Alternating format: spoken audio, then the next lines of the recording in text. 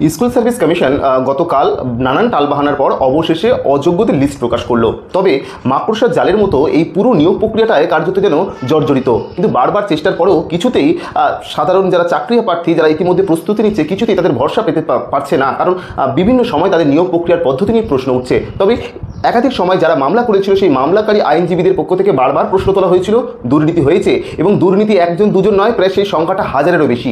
তবে প্রায় যে সংখ্যাটা লিস্ট প্রকাশ করা হয়েছে সেটা কি যথেষ্ট?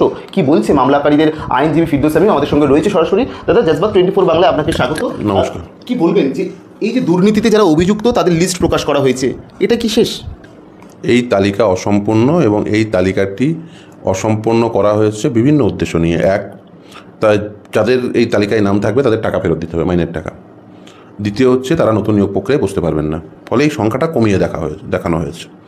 যেমন ধরুন, এই যে এসএসসির নবম দশম যে নিয়োগ প্রক্রিয়া 2016 সালে, সেখানে সর্বমোট রেকমেন্ডেশন ছিল 11,610টি, অথচ অ্যাপয়েন্টমেন্ট ছিল 12,964টি। এক্সেস অ্যাপয়েন্টমেন্ট হয়েছিল। কারা এক্সেস অ্যাপয়েন্টমেন্ট পেয়েছে সেই তথ্য দিয়েছে এবং সেই তথ্য দিয়ে লিস্ট বের করেছে। প্যানেলের ভ্যালিডিটি পিরিয়ড ছিল 1 বছর। After expiry of the panel কতজন অ্যাপয়েন্টমেন্ট পেয়েছে সেই তথ্য দিয়েছে, তাইনি।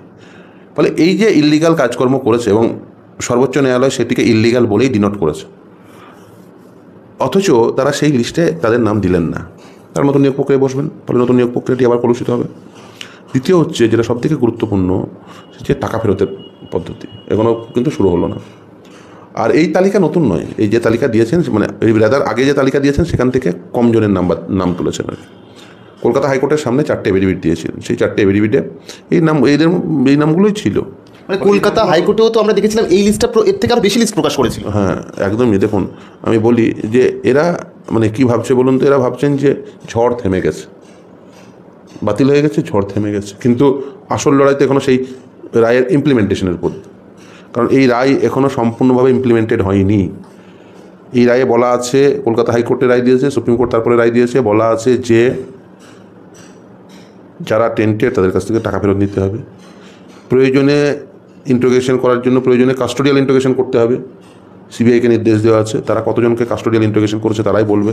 এখন তো দেখছি যারা চাকরি মানে দাগি চাকরি হারা, তারা তো বেশ মুচকি হেসে ইন্টারভিউও দিচ্ছে। এবং দেখা গেল এদের একটা বিরাট অংশ তারা পরীক্ষা আবেদনও করেছে। হ্যাঁ, পরীক্ষা আবেদন করেছে এবং আপনারাই দেখাচ্ছেন তারা সব তৃণমূল কংগ্রেসের সব বড় বড় নেতা নেত্রী। কেউ এমএলএর মেয়ে, কেউ এমএলএর বৌমা, কেউ কাউন্সিলর, কেউ শিক্ষা কর্মাধ্যক্ষ, কেউ প্রাক্তন জেলা সভাধিপতি।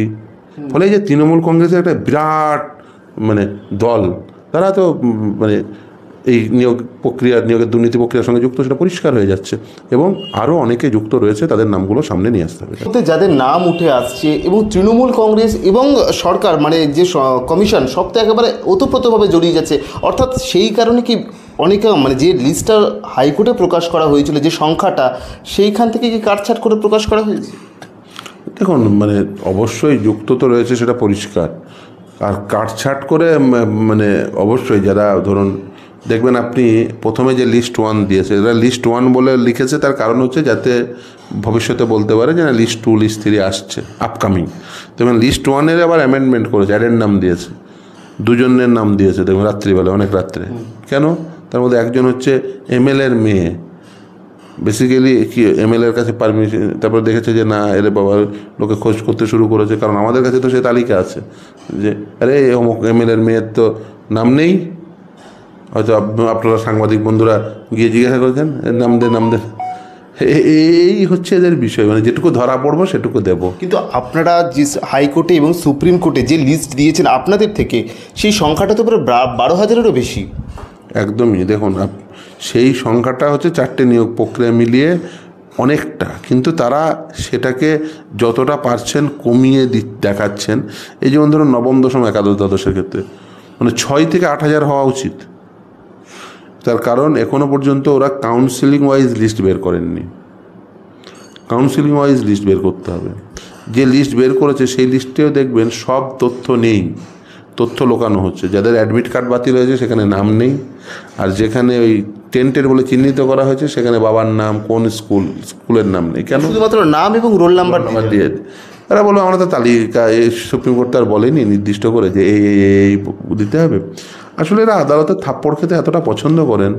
এর আগেও নবম দশমের ক্ষেত্রে দেখবেন তালিকা যখন বের করেছিল, মানে এর আগে বিচারপতি ছিলেন অভিজিৎ গঙ্গোপাধ্যায়, তিনি যখন এই তালিকা ওই রকম একই, ওই নাম আর রোল নম্বর, ফলে বোঝাই যাচ্ছে না কে বলো আমি নয়। তো যাই হোক, তো পরবর্তীতে আদালতের নির্দেশে সেই মানে ডিটেলস বের করতে বাধ্য হয়েছিল।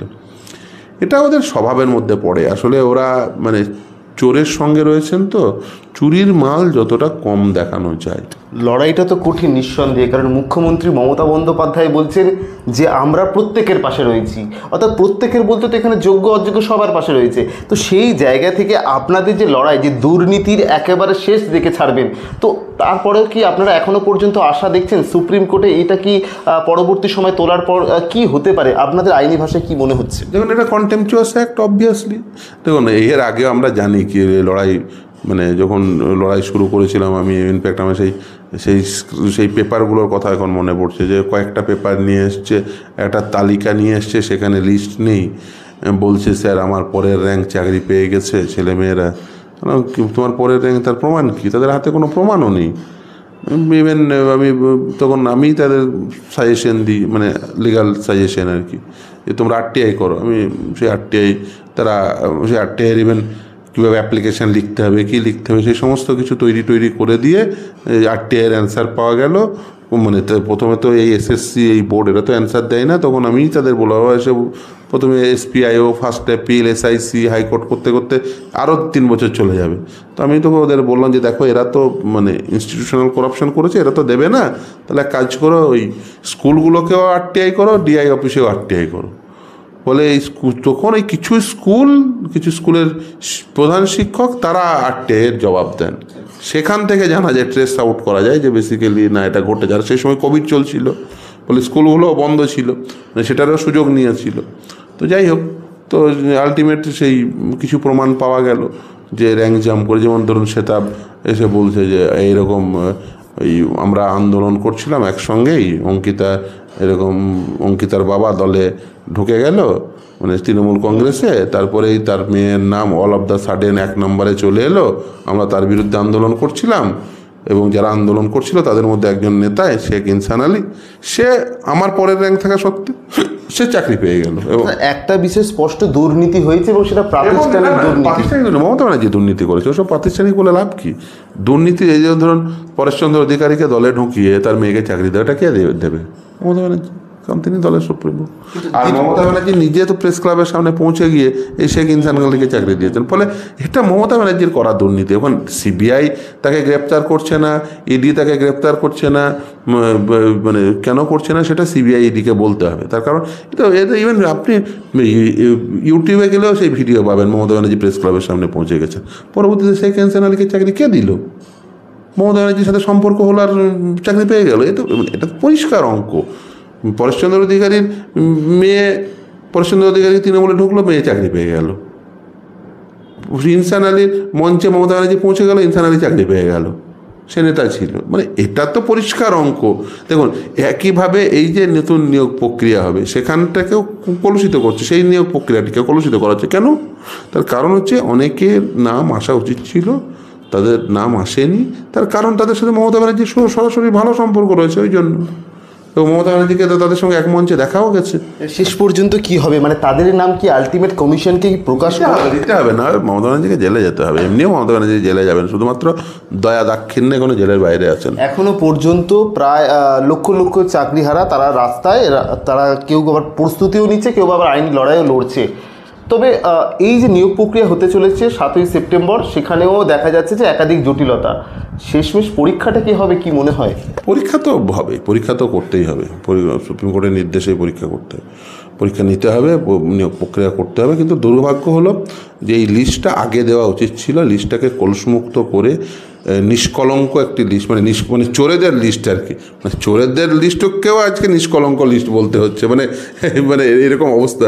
দেখুন, যে এসএসসি তৈরি করা হয়েছিল এই উদ্দেশ্য নিয়ে যে মেধার ভিত্তিতে তারা লিস্ট টাঙাবে, বলবে এরা শিক্ষক হবে, আর আজকে সেই এসএসসিকে লিস্ট টাঙাতে হচ্ছে, বলতে হচ্ছে যে এরা হচ্ছে চোর শিক্ষক। শেষ প্রশ্ন, এই লিস্ট যদি আগে প্রকাশ করা সম্ভব হতো, যদি একদম সার্বিকভাবে কোনো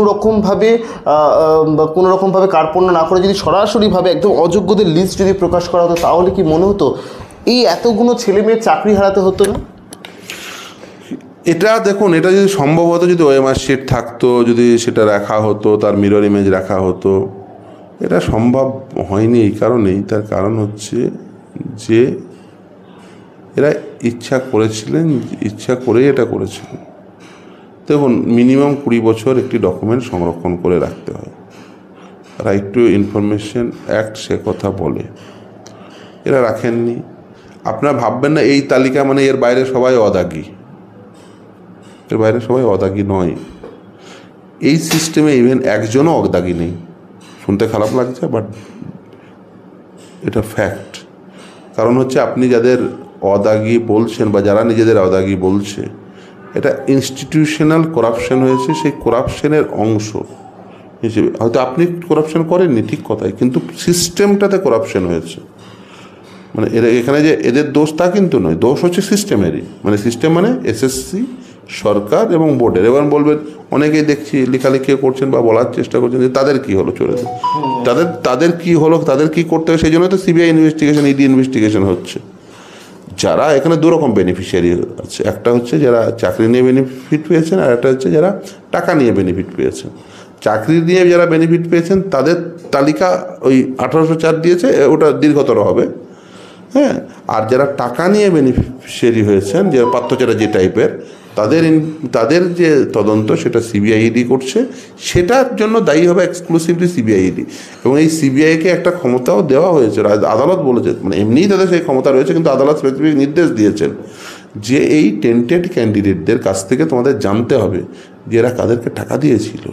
সেই জন্য প্রয়োজনে কাস্টোডিয়াল ইন্টারোগেশন করতে হবে। সেই টাকা দেওয়ার প্রক্রিয়া তো এখনো শুরু হয়নি, এবং ভবিষ্যতে কি সেটা সম্ভব? মানে অবভিয়াসলি আদালতের নির্দেশ আছে, আপনি সম্ভব নয় মানে 100% নিশ্চিত করতেই হবে।